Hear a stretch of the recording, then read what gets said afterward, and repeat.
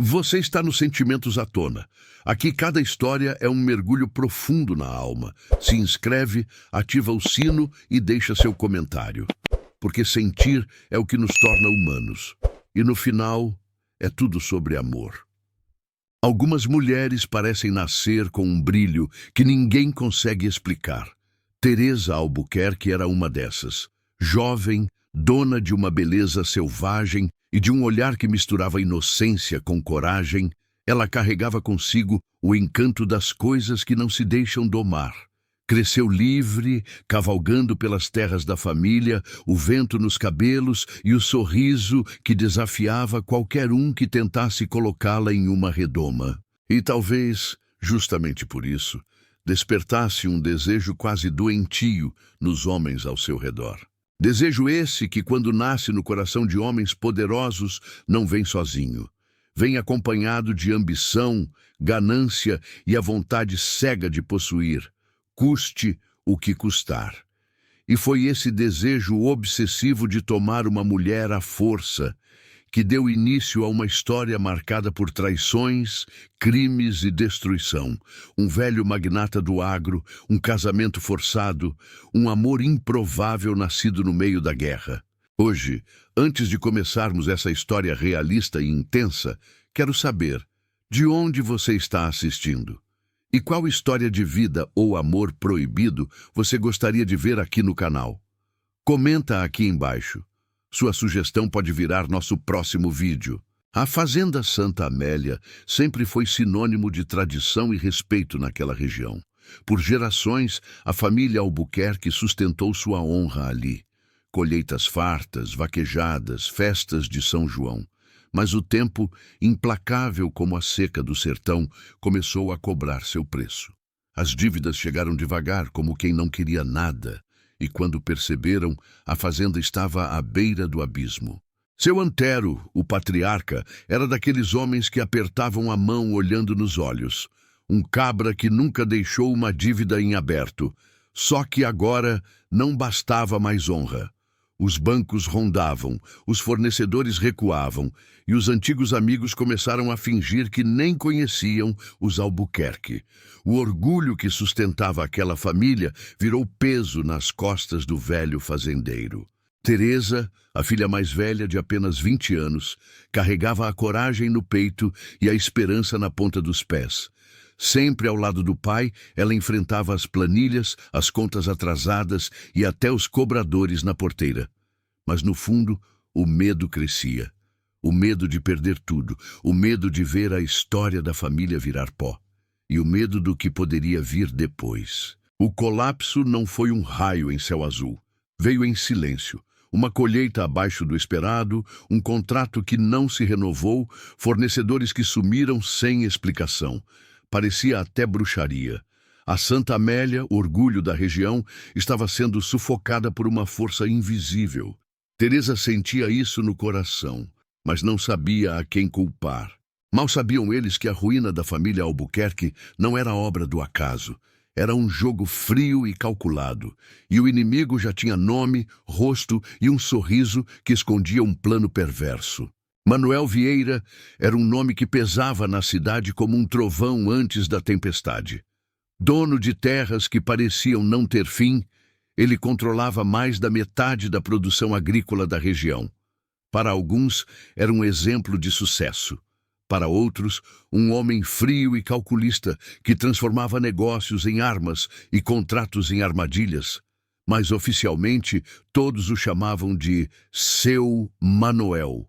E ninguém ousava levantar suspeitas contra ele. Naquela região, falar o nome de Manuel Vieira era quase como falar de uma lenda. Dono de terras que se perdiam no horizonte, Vieira era o retrato do fazendeiro bem-sucedido, o tipo que parecia ter nascido para comandar. Sempre bem vestido, chapéu de couro surrado na cabeça e um olhar que misturava firmeza e mistério.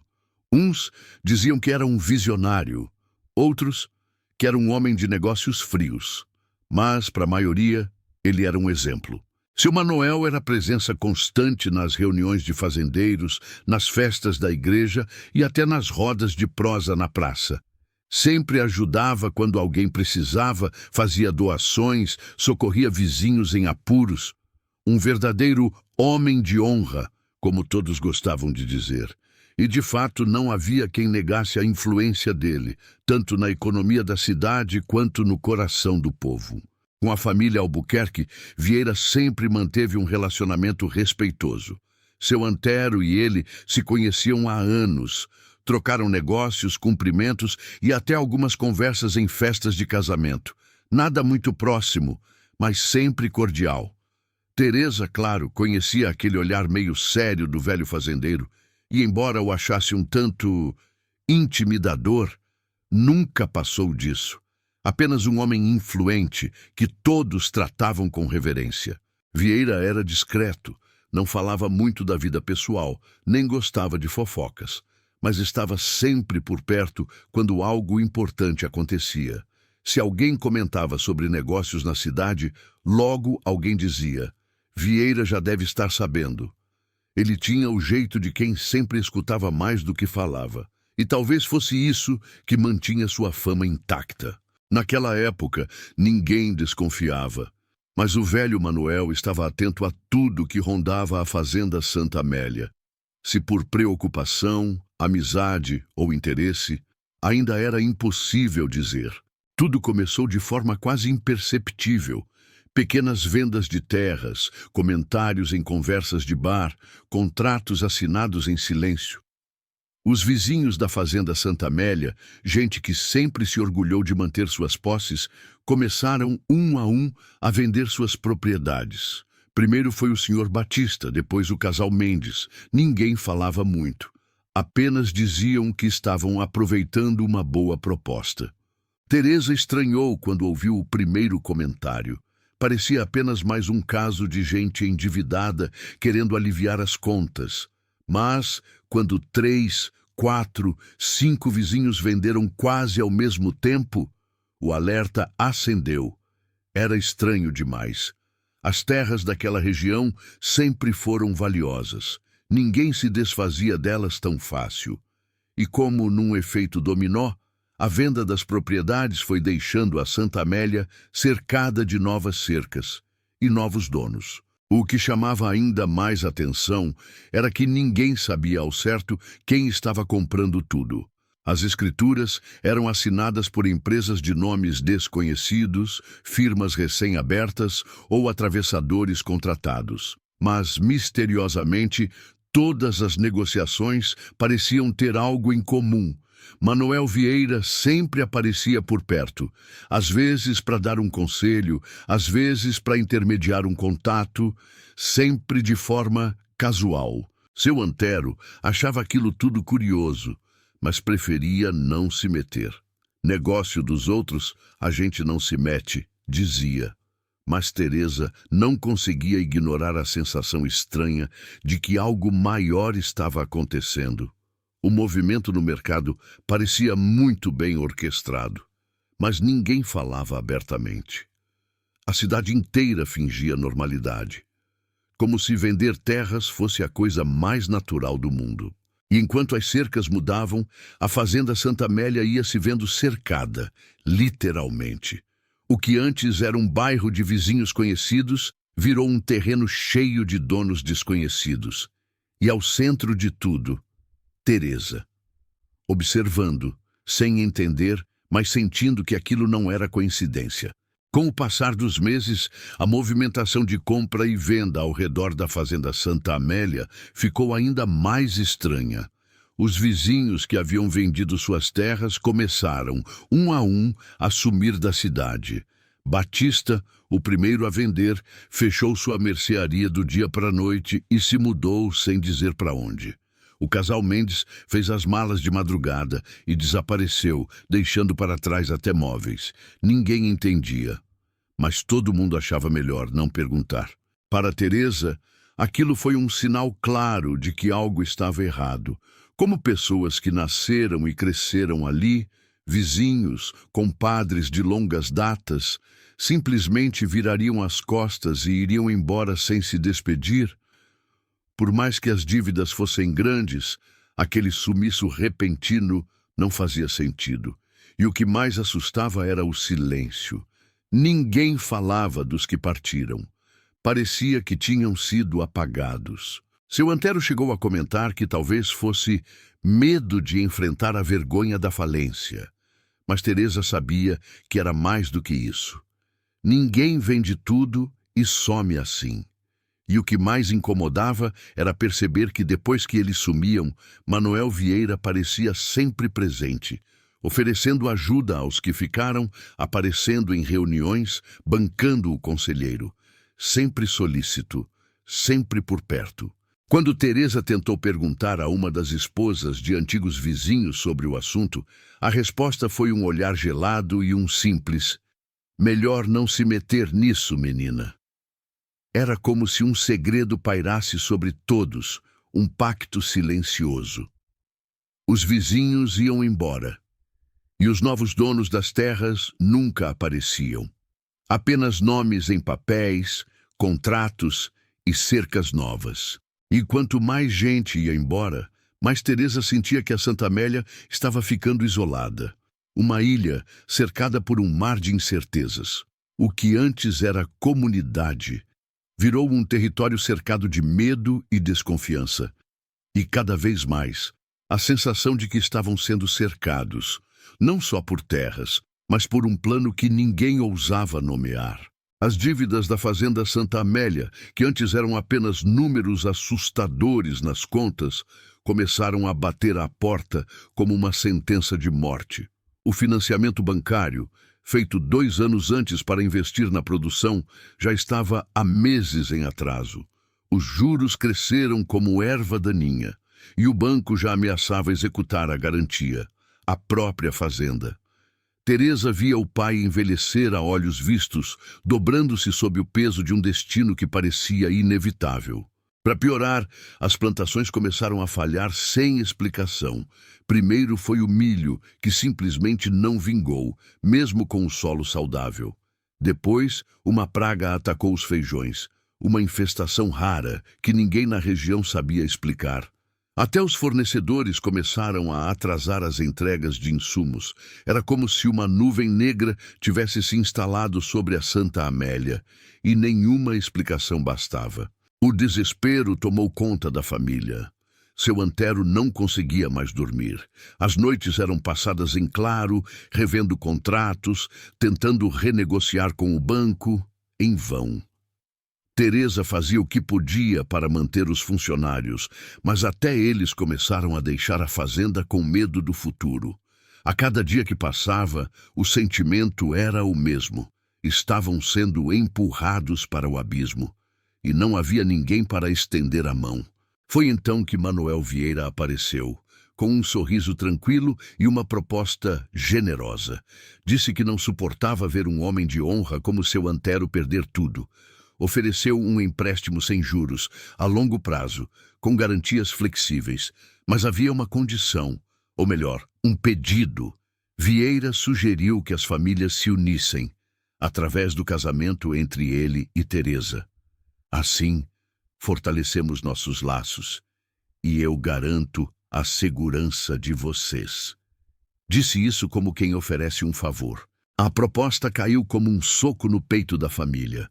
Não era apenas dinheiro, era a vida de Teresa, sendo colocada na mesa como moeda. E naquele momento, a dúvida pairou no ar. Aquilo era um ato de bondade, ou o pagamento de uma dívida que nunca deveria ter existido. O caminhonete preta do banco parou diante da porteira da fazenda Santa Amélia bem cedo, antes do sol esquentar. Um homem alto, vestido de terno escuro, desceu e caminhou até a varanda com passos frios e firmes. Na mão, uma pasta de couro. Dentro, a ordem oficial de despejo e apreensão de bens. O banco havia decidido executar a dívida. A família Albuquerque tinha 30 dias para pagar tudo ou ver a fazenda, as máquinas e até os cavalos serem levados como garantia. O desespero se espalhou pela casa. Dona Estela, a mãe de Teresa, correu ao encontro do marido, gritando por socorro. Os irmãos mais novos, João, de 15 anos, e Laurinha, de apenas 12, Assistiam à cena com olhos arregalados, sem entender direito, mas sentindo o peso da tragédia. Teresa, engolindo o choro, segurava o pai nos braços enquanto pedia ajuda aos gritos. O médico foi chamado às pressas, e naquela tarde ninguém mais tinha dúvida. A ruína da Santa Amélia não era apenas financeira, era física, emocional, familiar. Seu Antero recebeu o documento com mãos trêmulas. Tentou argumentar, disse que precisava de prazo, que faria qualquer acordo. Mas o cobrador, um funcionário sem rosto, sem alma, apenas balançou a cabeça. 30 dias, senhor Antero, e estarei de volta com o oficial de justiça. Quando tentou levantar, o velho cambaleou. A mão foi direto ao peito, e na frente de todos caiu desmaiado no chão da varanda. Na varanda, horas depois, enquanto seu Antero repousava desacordado e a mãe tentava acalmar Laurinha e João, Teresa ficou em pé, olhando o horizonte. Ali, naquele instante, ela entendeu que o destino da família agora estava nas mãos dela. Não era só o pai, era a mãe, os irmãos, os trabalhadores da fazenda. O peso do mundo parecia ter sido colocado sobre suas costas, e a decisão que ela sempre quis evitar se tornou inevitável. Na manhã seguinte, Teresa prendeu os cabelos, vestiu o melhor vestido que tinha e foi até a casa de Manuel Vieira. O coração sangrava, mas a voz saiu firme. Eu aceito a sua proposta. E, sem derramar uma lágrima, entregou sua liberdade em troca da salvação da família. Quando seu Antero recobrou a consciência, já era noite. A respiração ainda fraca, o olhar perdido no teto do quarto. Dona Estela não desgrudava de perto, segurando sua mão com uma firmeza que escondia o desespero. João e Laurinha, sentados no chão, tentavam entender por que o pai parecia tão abatido. E Teresa permanecia em silêncio. Sabia que a notícia que precisava dar iria quebrar o coração dele, mas também sabia que não tinha como voltar atrás. No dia seguinte, reuniram-se todos na sala. Teresa esperou até que seu Antero estivesse sentado, cercado pela família. Com a voz calma, mas firme como nunca antes, contou sobre a proposta de Manuel Vieira. Explicou que aceitou, que aquele era o único jeito de salvar a fazenda, manter o teto, proteger os irmãos. As palavras caíram como marteladas. Dona Estela levou a mão à boca, os olhos marejados. João soltou um palavrão baixo. Laurinha começou a chorar. Seu Antero tentou se levantar, mas a fraqueza o derrubou de volta no sofá. Minha filha, não, isso não...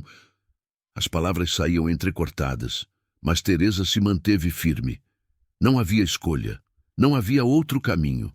Ela explicou, 1, 2 vezes, que a dívida era impagável, que a ordem de despejo já estava assinada, que se ela não aceitasse, tudo estaria perdido, e que se alguém tivesse que pagar esse preço, seria ela.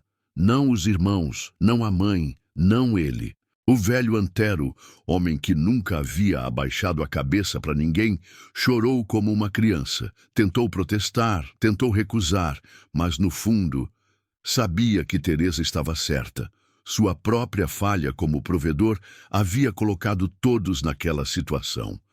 E agora, a filha mais velha carregava o fardo que ele não conseguiu segurar. Um silêncio pesado tomou conta da sala. Ninguém sabia o que dizer. Porque, no fundo, todos sabiam. Aquela decisão mudaria suas vidas para sempre. Foi Dona Estela quem, com voz embargada, disse o que todos pensavam. Se é por nós, a gente vai te apoiar, minha filha. Mas isso vai nos marcar para sempre. E ali, entre lágrimas e mãos entrelaçadas, a família Albuquerque selou um pacto que nenhum deles queria, mas todos sabiam que precisavam honrar. Manuel Vieira não queria apenas um casamento, queria um espetáculo. Organizou a maior festa que a região já tinha visto, uma celebração luxuosa, regada a vinhos importados, comida farta e convidados selecionados a dedo. Não era sobre amor, nem sobre família, era sobre poder. Manuel fazia questão que todos vissem que ele estava tomando para si a jovem mais bela da cidade, como um troféu exibido em praça pública. A festa reuniu políticos, empresários, latifundiários, todos aqueles que deviam favores ou queriam um pedaço do império de Manuel. Entre os convidados, os filhos do velho marcaram presença. A filha mais nova, Isadora, uma moça da idade de Teresa, fria e arrogante, que a observava com desprezo.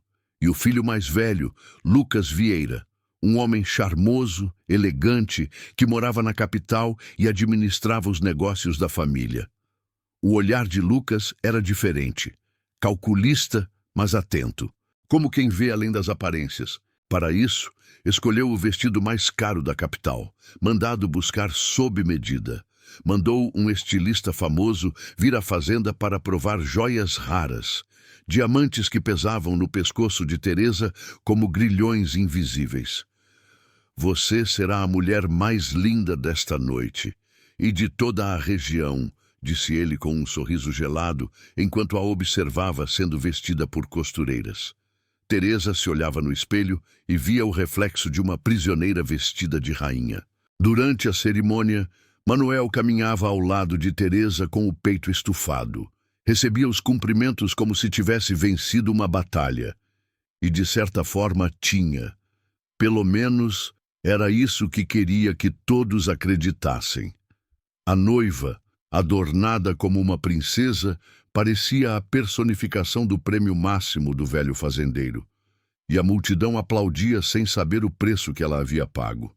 E no meio daquela festa, que mais parecia um teatro, Teresa percebeu um detalhe que não conseguiu ignorar. O olhar fixo de Lucas Vieira sobre ela. Um olhar que, pela primeira vez, não parecia nem de pena, nem de desejo, mas de alguém que observava, calculando silenciosamente, como se soubesse que aquele casamento escondia algo muito maior do que todos ali podiam imaginar. O quarto onde Manuel Vieira levou Teresa parecia um cenário montado para um ritual. Luz de velas por toda parte, rosas espalhadas pelo chão, uma garrafa de champanhe aberta sobre a mesa. Na cama, cuidadosamente dobrada, uma camisola de seda branca, fina como um véu. Manuel a entregou para Teresa com um sorriso satisfeito. Vista isso, quero lembrar dessa noite pelo resto da vida. A voz dele era baixa, carregada de uma excitação que beirava a obsessão. Manuel pegou o copo sem suspeitar. Tomou um gole, depois outro, levantou-se devagar, aproximando-se dela como um predador. As mãos dele tocaram os ombros de Teresa, deslizaram por sua cintura. O beijo veio forçado, o abraço pesado. Em poucos minutos, ele a conduziu até a cama, deitando-a delicadamente, como se estivesse saboreando cada segundo. Depois, deitou-se sobre ela, os olhos semicerrados. Foi então que o efeito começou. O corpo do velho ficou mole, os olhos fecharam, e antes que pudesse consumar o ato, Manuel Vieira adormeceu como uma pedra. Teresa entrou no banheiro com a camisola nas mãos, olhou para o próprio reflexo, respirou fundo e, como quem veste uma armadura, colocou a peça. O tecido marcava suas curvas, deixando-a tão deslumbrante quanto vulnerável. Mas não havia beleza suficiente para esconder o medo. Ao sair, encontrou o velho sentado na poltrona, admirando-a com olhos famintos. Ela forçou um sorriso e caminhou até ele com um copo na mão, vinho misturado com algumas gotas de um sedativo forte.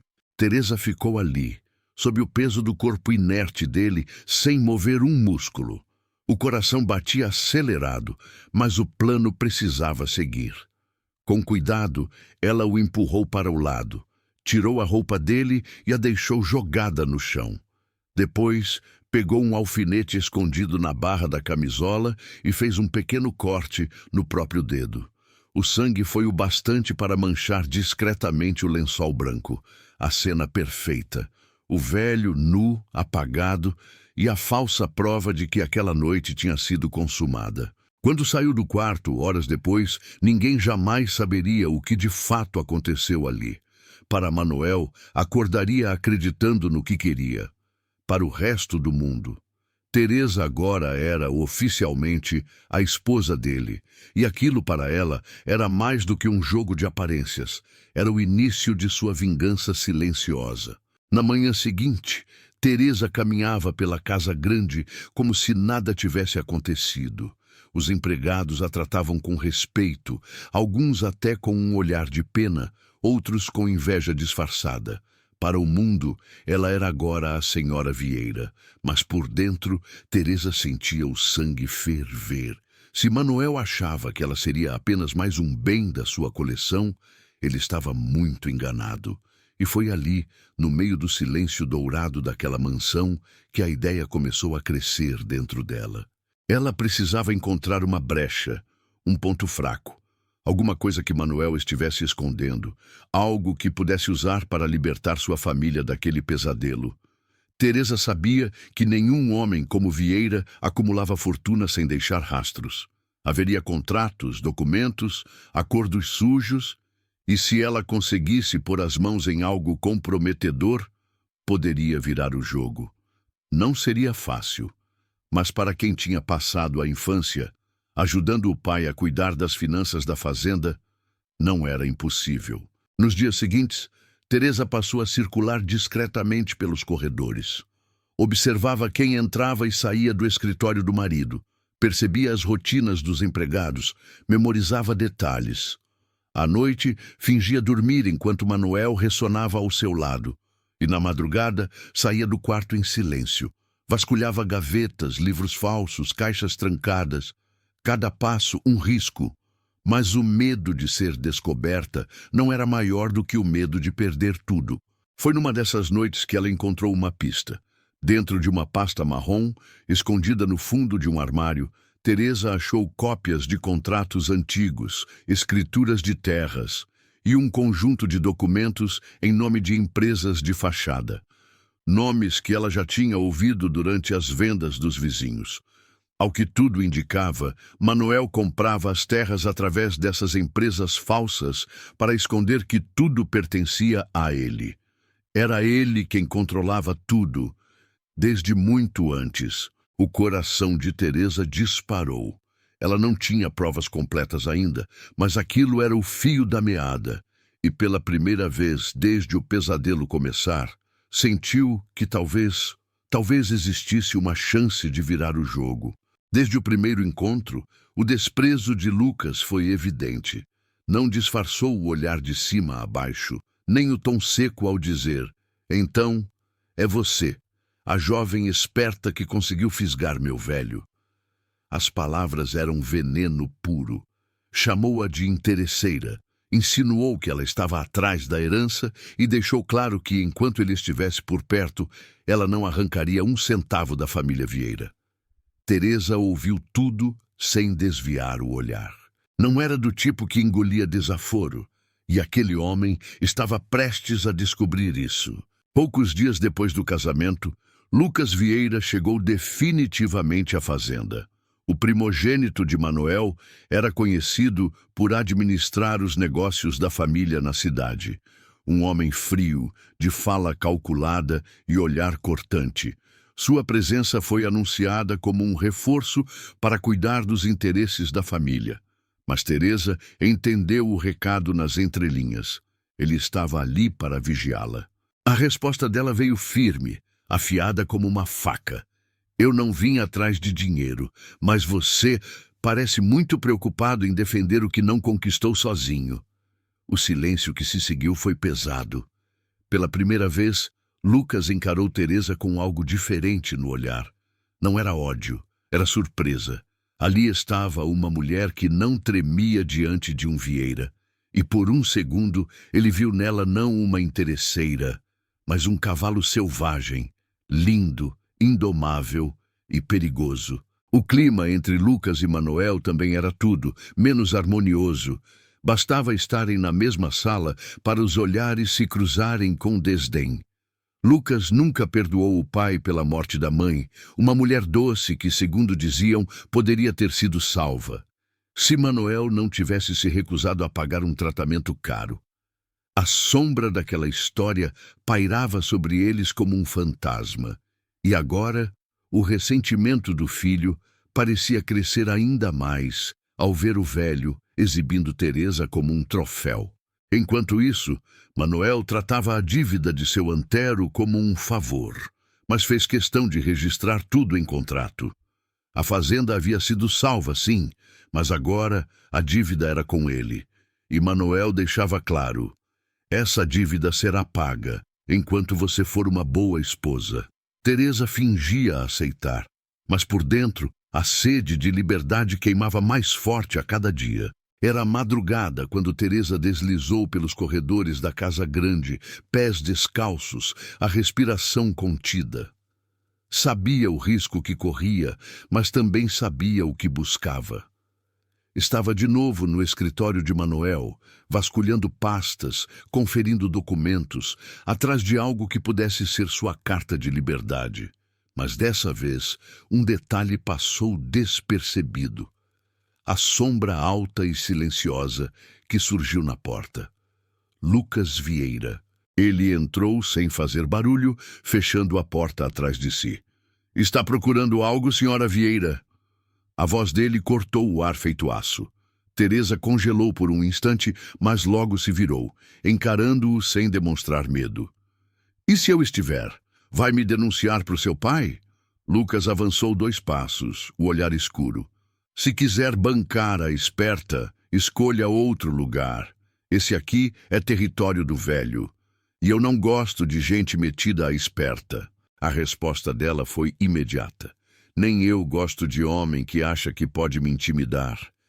Mas antes que pudesse sair, ele a segurou pelo braço, não com violência, mas firme o suficiente para fazê-la parar. Os dois ficaram frente a frente, tão próximos que podiam sentir a respiração um do outro, o calor do corpo dele, os olhos fixos nos dela, e um cheiro que Teresa não conseguiu ignorar. Era diferente de Manuel, era viril, forte, de um homem no auge, não de um velho sedento por controle. O silêncio durou segundos, que pareceram uma eternidade, até que Teresa falou sem desviar o olhar: "Fique longe do troféu do seu pai." A frase saiu cortante, como um desafio. "Porque se eu quiser, posso fazer com que ele me dê tudo o que eu quiser. Porque para ele, eu sou uma obsessão, não amor." A provocação acertou em cheio. Lucas soltou o braço dela devagar, os olhos brilhando com algo que ele próprio não sabia explicar. Manuel Vieira acordou na manhã seguinte sem lembrar detalhes da noite anterior. O efeito do sedativo havia deixado suas memórias confusas. Mas, vaidoso como era, jamais admitiria fraqueza. Quando Teresa o procurou, ele a olhou com aquela expressão arrogante e perguntou como tinha sido a primeira noite. Ela, fria como pedra, descreveu momentos que jamais aconteceram. Sussurros, carícias, suspiros. Pintou um quadro perfeito de uma noite que nunca existiu. O velho sorriu satisfeito. Não desconfiou de nada, ou se desconfiou, preferiu manter a fantasia. Porém, naquela mesma tarde, Manuel a chamou ao quarto. Disse que queria lembrar de tudo desta vez. A ordem era clara. Teresa deveria se preparar, vestir-se para ele, ser mais uma vez o prêmio que ele acreditava ter conquistado. A jovem sabia que não poderia fugir para sempre. Ainda tentou seguir o mesmo plano. Colocou mais algumas gotas do sedativo no vinho. Mas, ao entrar no quarto, viu o velho jogar a taça no chão. "Hoje não. Hoje quero lembrar de cada instante." O sorriso dele gelou o sangue de Teresa. E ali, no meio daquela tensão que misturava raiva, desafio e algo ainda sem nome, nasceu um incêndio invisível. Nenhum dos dois disse mais nada, mas ambos sabiam. Aquela guerra estava apenas começando. Lucas entrou no quarto. O olhar dele encontrou o da madrasta, o corpo seminu, o medo estampado nos olhos. Depois, encarou o pai. "O senhor quer acabar com a reputação da nossa família?" A voz dele cortou o quarto em duas. "Um velho que força a própria esposa, isso é o que virou o nome Vieira?" O silêncio foi esmagador. Manoel, vermelho de fúria, mandou Lucas embora, esbravejou para que ele cuidasse da própria vida. Mas Lucas não recuou. Metade de tudo isso é meu. Minha mãe me deixou isso como herança. Não vou assistir o senhor destruir tudo. Ele avançou como um animal faminto. Agarrou-a pela cintura, arrancou a camisola com brutalidade, empurrou-a na cama. O cheiro forte de suor e vinho se misturava no ar pesado do quarto. Teresa tentou manter a calma, mas quando sentiu as mãos ásperas dele apertando seus braços, algo dentro dela explodiu. Empurrou Manoel com força e gritou, um grito que misturava raiva, medo e desespero. O velho recuou, furioso, mas antes que pudesse reagir, a porta se abriu com força. Naquele instante, Teresa viu Lucas de um jeito que nunca imaginou. Um homem que não apenas enfrentava o próprio pai, mas que a defendeu. Não por piedade, mas por senso de justiça. Pela primeira vez, o medo que ela sentia se transformou em algo novo. Um respeito, uma admiração, algo perigoso demais para ser nomeado. O que ela não sabia era que Lucas também conhecia aquele lugar. Desde menino, costumava ir ali com a mãe. E naquela manhã, ele foi atraído pelo mesmo desejo de escapar. E pela curiosidade em relação à mulher que começava a mexer com sua cabeça. Quando chegou, parou entre as árvores. O que viu o deixou sem ar. Teresa banhava-se, os cabelos molhados escorrendo pelas costas, o corpo moldado pela luz do sol filtrada pelas folhas. Era um quadro impossível de ignorar, e o corpo dele reagiu antes da razão. Na manhã seguinte ao confronto, Teresa sentiu que precisava respirar. Montou seu cavalo e seguiu sozinha pelas terras da fazenda, buscando o único refúgio que conhecia. A velha cachoeira, escondida entre as pedras e cercada pela mata. Ali, o barulho das águas espumando nas rochas era como um bálsamo para a alma. Teresa se despiu devagar, sentindo o vento, a liberdade, e mergulhou nas águas frias, como se pudesse lavar tudo o que vinha carregando nos ombros. Ficou parado, observando-a em silêncio, até que o olhar atento de Teresa o captou. Ela gritou, furiosa, "O que você está olhando?" E ao se levantar de repente, escorregou da pedra e caiu na água. Lucas, num impulso, pulou atrás. Mas antes que pudesse alcançá-la, Teresa emergiu sozinha e disse com aquele tom que misturava desafio e sarcasmo, "Eu sei nadar muito bem. Não preciso ser salva." Lucas soltou uma risada breve, aproximou-se e disse, encarando-a, "Além de linda, é ingrata e selvagem." O silêncio entre eles se carregou de algo que nenhum dos dois esperava. Os olhares se cruzaram. Era raiva, desejo ou a junção dos dois? Quando se deram conta, estavam tão próximos que a respiração se confundia. E então aconteceu. O beijo veio sem aviso, intenso, cheio de uma fúria contida, como se ambos precisassem daquilo tanto quanto precisavam do ar. Quando se afastaram, os olhos ainda estavam presos um no outro. Lucas quebrou o silêncio. "Por que você não quis dormir com ele? Você se casou para isso, não foi?" Teresa respirou fundo, a voz carregada de uma dor que ele não esperava. "Eu me casei para salvar minha família. E não se preocupe, quando eu achar o que estou procurando, vou embora daqui. E nem você, nem seu pai vão ter que se preocupar mais comigo." Pela primeira vez, Lucas viu quem Teresa realmente era. E naquele instante, percebeu que talvez quisesse exatamente o contrário. Os dias seguintes ao encontro na cachoeira foram estranhamente silenciosos. Teresa e Lucas mantinham distância durante o dia, como se nada tivesse acontecido, mas os olhares, esses diziam mais do que qualquer palavra. Era um entendimento não falado, algo que crescia entre eles como uma brasa sob cinzas. Nenhum dos dois queria admitir, mas havia uma tensão invisível unindo-os. E quando finalmente se cruzaram sozinhos novamente, o inevitável aconteceu. Foi no celeiro, ao final de uma tarde nublada. Teresa estava verificando documentos antigos guardados em caixas de madeira quando Lucas entrou e a encontrou ali. Desta vez, ele não perguntou o que ela fazia, apenas a encarou e disse: "Se você for mesmo fugir daqui, não vai conseguir sozinha." Teresa soltou um sorriso discreto, aquele meio sorriso desafiador que ele já conhecia. "E quem disse que eu quero ajuda?" Lucas se aproximou devagar e respondeu: "Não quero ajudar, quero estar junto." Teresa não respondeu na hora.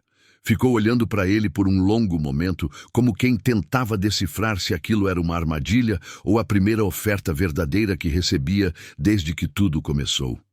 "E por que você faria isso? Para ferrar o seu pai? Ou porque tem pena de mim?"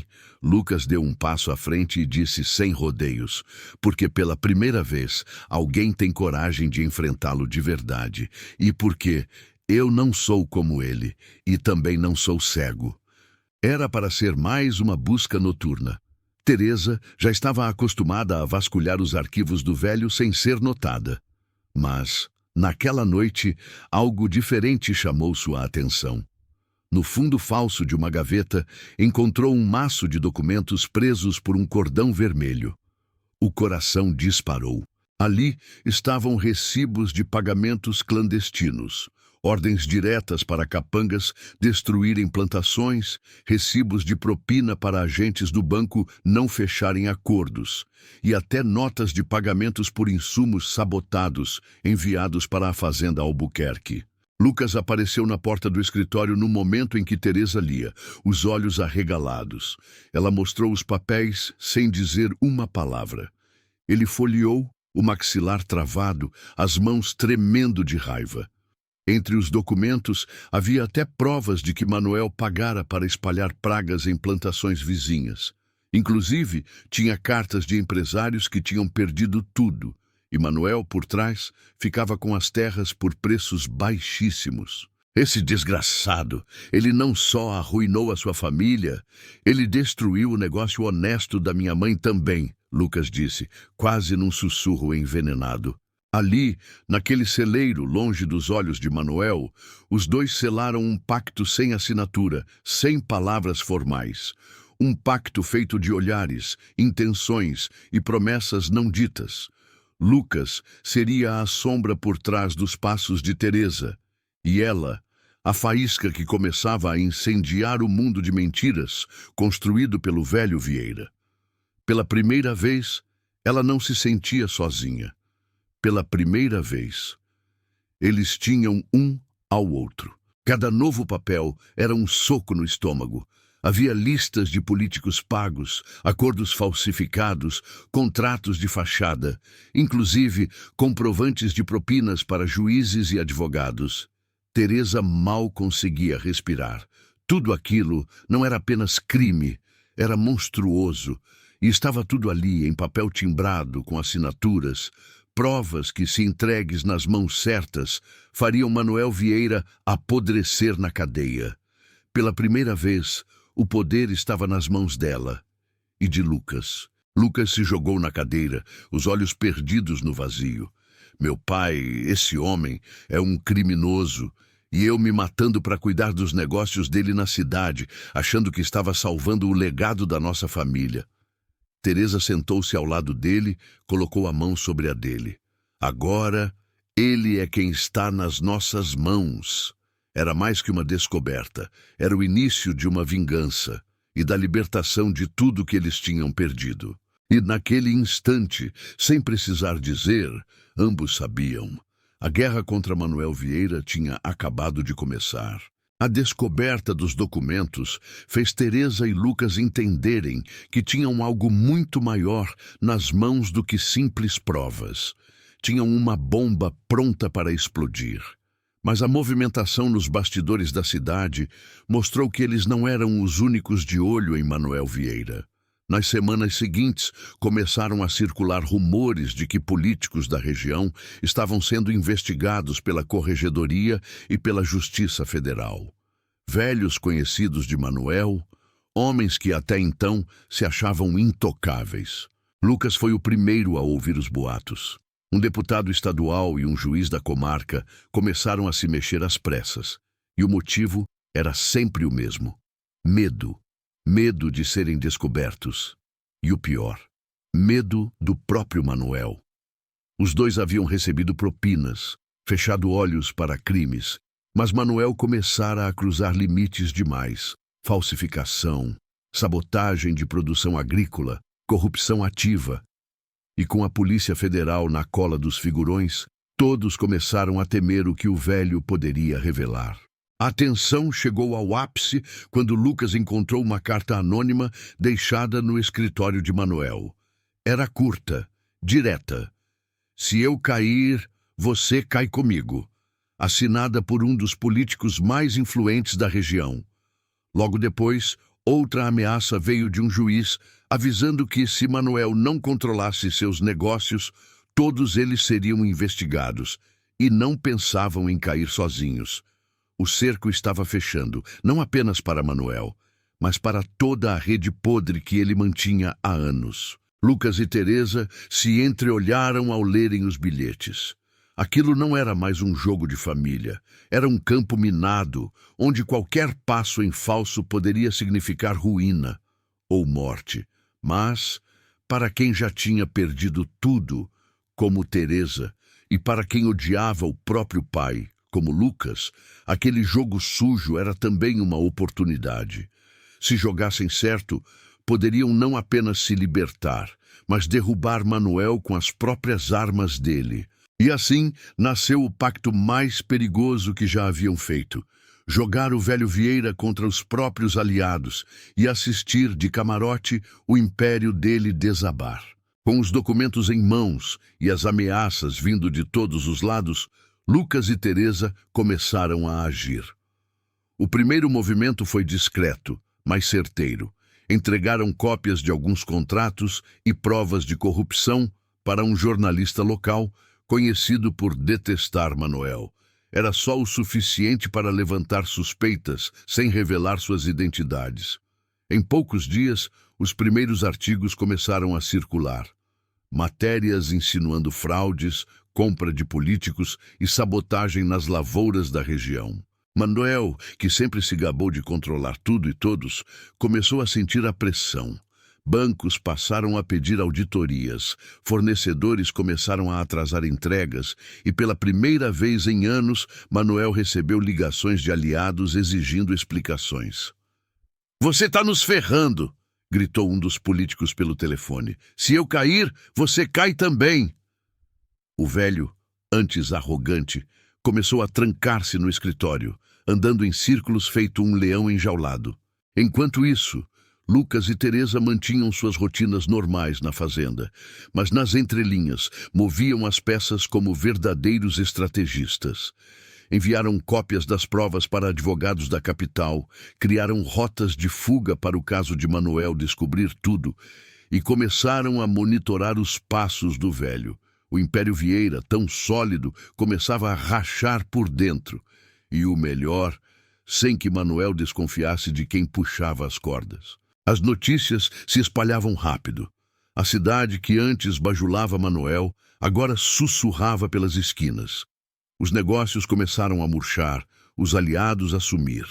Para Lucas e Teresa, a sensação era como ver um castelo desmoronar, pedra por pedra. Mas sabiam que aquilo ainda era só o começo. O golpe final seria pessoal. E enquanto observavam Manuel ruir lentamente, Teresa e Lucas se preparavam para o ato final. O momento em que não haveria mais volta. O momento em que Manuel Vieira seria destruído pelos próprios pecados. Os políticos corruptos não esperaram Manuel se entregar. Sabiam que, se o velho falasse, todos cairiam juntos. Foi então que decidiram eliminar o problema pela raiz. Contrataram pistoleiros para simular um roubo na fazenda, mas a verdadeira ordem era clara: matar Manuel Vieira. Na calada da noite, os bandidos invadiram a propriedade, armas em punho, preparados para executar o plano. O que não esperavam era encontrar Manuel em reunião com seus próprios capangas, todos armados até os dentes. O tiroteio começou intenso.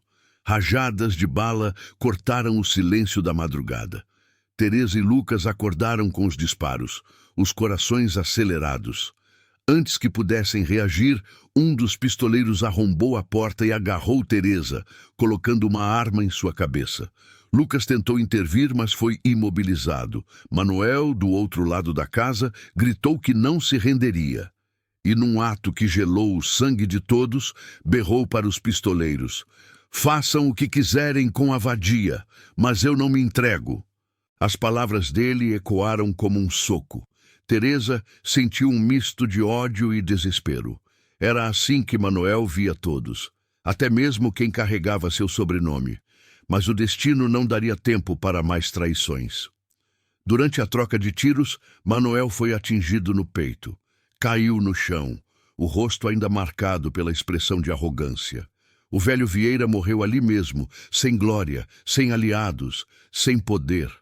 A sombra que dominava a vida de tantos se dissipava em sangue. Após o ataque, a polícia e a justiça agiram rápido. As investigações provaram que Manuel havia arquitetado seus crimes sozinho. Lucas nunca esteve envolvido. Com o escândalo, juízes, políticos, advogados e banqueiros foram presos. As terras roubadas foram devolvidas às famílias. A região respirou aliviada. Pela primeira vez em anos, justiça foi feita. E o nome Vieira teve a chance de um novo significado. Lucas perdeu dinheiro, contratos, prestígio, mas ganhou algo que nem toda fortuna poderia comprar: o respeito da comunidade e a própria paz. Ele indenizou cada família prejudicada por Manuel, reergueu os negócios da família com trabalho honesto e duro. Teresa, ao lado dele, reconstruiu a fazenda dos Albuquerque. Juntos, tiveram a maior safra da história da região, não por trapaça, mas pela força de quem escolheu a verdade. Quando as cinzas do império corrupto de Manuel se dissiparam, Teresa e Lucas perceberam que não restava mais nada que os separasse. Sem o peso das dívidas, das chantagens e das ameaças, o que havia entre eles era real. Na primeira noite em que se permitiram ficar a sós, sem o medo rondando, entregaram-se um ao outro. Foi uma noite intensa, cheia de desejo, onde a raiva, a admiração e a paixão contida explodiram em beijos, toques e carícias que carregavam meses de tensão reprimida. Não foi apenas um encontro físico, foi o início de algo que nem eles mesmos conseguiram explicar. Naquela cama, Teresa não era mais a jovem refém de um casamento forçado. E Lucas não era mais o herdeiro de um império podre. Eram apenas dois corações libertos. O amor deles nasceu no fogo cruzado da vida e cresceu na cumplicidade, na dor e na coragem. Na manhã seguinte, entre olhares e sorrisos, entenderam que não seria apenas uma noite. Era o começo de tudo.